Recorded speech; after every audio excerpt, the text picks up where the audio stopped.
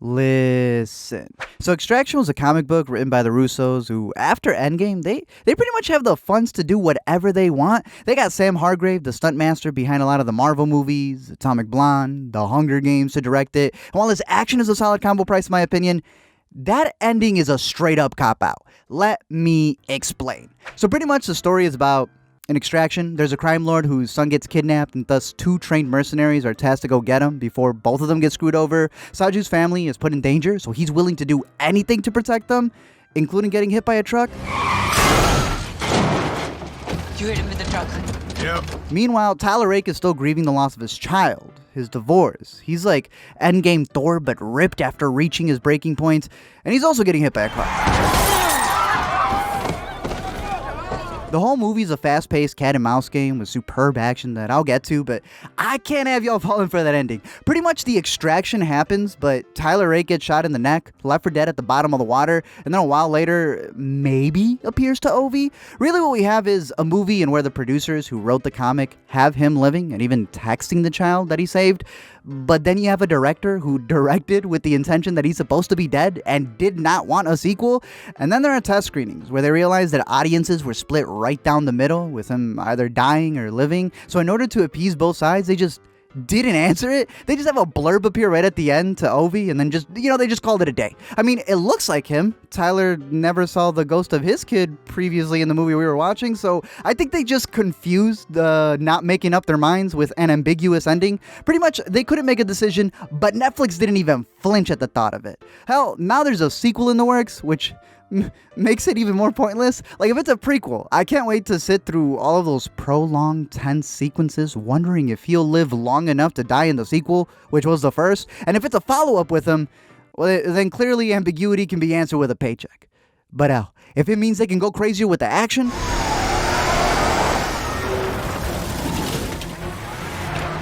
I guess I'm down. If there's one thing working on big budget movies can get you, it's big budgets to work with. Seeing the Russos partner with new directors, getting their stars producing credits as they expand their production company, I think is really dope. I love hearing that they're working with the Daniels. And getting Hargrave to direct with his action experience really shows, because this is someone who knows what he wants when it comes to the genre. I think coming from an action background, it's a language that I speak fluently, because when I would perform these things or design action to be seen in a specific way that was not the right way, wrong way, just different. It was how I saw it. Oftentimes, the director that I'd work for would shoot it a different way, edit it a different way, that would sometimes not be in alignment with how I kind of designed it to be seen or experienced. It's been the new trend to have stunt coordinators take on the role of directing, and I'm for it if they can balance the story, since who would know the shot better than the person who straps himself to a car to get the shot? Whatever I've asked Chris or any other stunt performer to do, I've either done myself or have designed. To some degree. I love how the director wants to star in every one of his movies. He just wants to Kenny himself in more and more creative ways, which I guess is one way to ensure a director's cut. But considering his influences from old westerns, Hong Kong action flicks, it's no wonder the 12-minute oneer is absolutely incredible. To the Alamy listeners, you've heard me gush over the one take in The Raid where the camera guy passes it to another camera dude dressed as a car seat. I made a whole video on the stunts from MI6 and the literal fallout from the plane that included the cameraman doing it as well. And Hargrave himself was in there shooting this scene falling from the rooftops. Our oneer sequence is officially 11 minutes and 29 seconds of a continuous one shot. But I believe it was 36 different segments that we had to put together to look like one continuous take. Now, the action may not be Boggy 3 style, but I love the variables of the busy street passing them by in the middle of their fight, because, it's India. It's not just the people they had to worry about coming out of their houses. They had people set up on all the doorways to make sure chickens, cows, nothing else was coming out. On top of that, they had a ban on guns there, so they literally had to say pew pew on set, with the rubber guns being digitally fixed in post. I mean, be interested to see if anybody, if they didn't hear this interview, knew that we shot the entire sequence without a single blank firing gun. They were all rubber. The shot where they jump off the balcony, like I said, is dope because the director jumped off with them. This man was hopping in between vehicles. He's on the hood of the car, buckling his knees for impact. And there's Chris, just straight up Joe Pesciing dudes. Had me looking like Ovi with every kill he made. Even my boy had some assists. And then came back and shot it again. I was like, oh, that's it. Got it in the can, right? And then you came back and said, I want to tweak some stuff. And I was like, ugh, I'm gonna tweak you. Overall, I do think it's a decent action movie, and I'm excited to see this crew team up again because I really like their action sequences. I just don't think it needs to be a sequel. I would love to see something original coming out of these guys, but in the world of franchising and streaming, I get it. It sounds like they're banking on this being their new Rambo.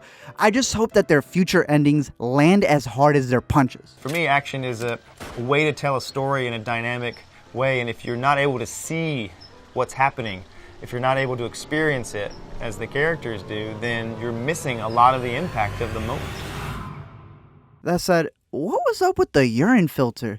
Man, they had more yellow than my thumbnails. Thank you guys for checking out this video. I'm curious to know your thoughts down below in the comment section. Your thoughts on the sequel as well. Whether it directly follows the first or if it's a prequel, I don't know, about his tattoos, a sidequel, a Quibi series. It could be literally anything. I don't know what they're going to do with it.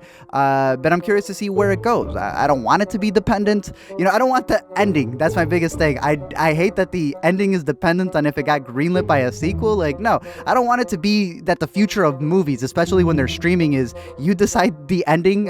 Y'all want him to live? Retweet. Like, I don't want to be seeing that when it comes to the streaming services really getting integrated with social media and test screenings, really just doing anything based off if the audience will like them or not, even to the point of not answering the ending. I do like the cast and crew behind it though, and I am excited to see them do more things. Just want them to answer the endings. But it is interesting to see. Joe Russo was talking about in one of the watch-alongs how he's worried that, you know, movies like this aren't being made. Like, imagine directing the highest-grossing movie of all time, and you're worried about the space for these kind of movies. So I guess it really is that messed up over there. So if that's the excuse to stick to franchising, I suppose. But I think they have enough to be able to do and spawn a bunch of different stories that have proper endings. Other than that, I'm curious to know your thoughts down below in the comment section. Let me know of any other action movies that stick out to you that you want us to cover. And until next time, don't forget to comment, like, and subscribe. And Liam Hemsworth will extract you.